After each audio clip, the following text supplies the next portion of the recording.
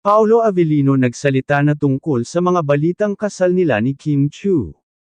Matagal nang pinag-uusapan sa showbiz ang mga usap-usapan tungkol sa posibleng kasal nina Paolo Avellino at Kim Chiu.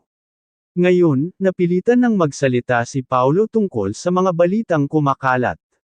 Sa isang recent interview, inilahad ni Paolo na walang kasal na nakatakda sa ngayon, ngunit tiniyak niya na may magandang relasyon sila ni Kim at patuloy na lumalalim ang kanilang pagsasamahan.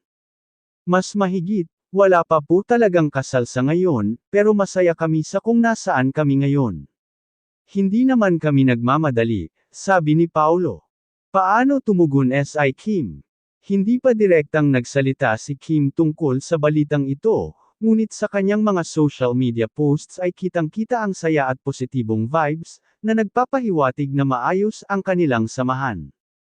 Reaksyon ng mga fans. Ang mga tagahanga naman ay nagpakita ng suporta at pag-unawa sa desisyon ng dalawa. Marami ang naniniwala na hindi naman kailangang madaliin ang kasal, at ang mahalaga ay tunay at matatag ang kanilang pagmamahalan. Mas mahigit, we respect your timing, Paolo and Kim. Basta happy kayo, kami ay masaya rin. Take your time, lovebirds. Kasal is just a bonus. Abangan pa natin ang mga susunod na update tungkol sa love story nina Paolo Avellino at Kim Chiu, dito lang sa Celebrity Hub.